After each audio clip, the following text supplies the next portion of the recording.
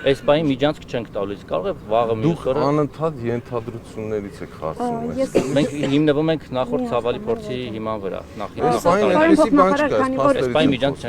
Քանի որ Երևանը բարձրացված ընթացակարգերով երբ նշվում է, այստեղ այսպես տարակարծություններ է առաջանում, ասում են սա հենց Ադրբեջանի ասածն է, որ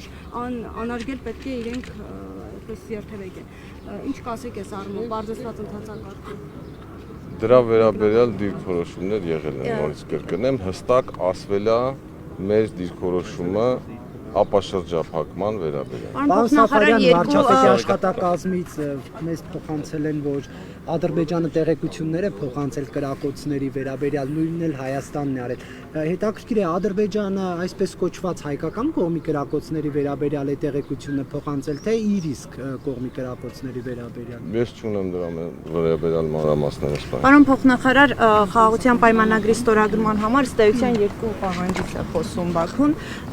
Մինսկի խմբի լուծարում եւ սահմանադրության փոփոխություն։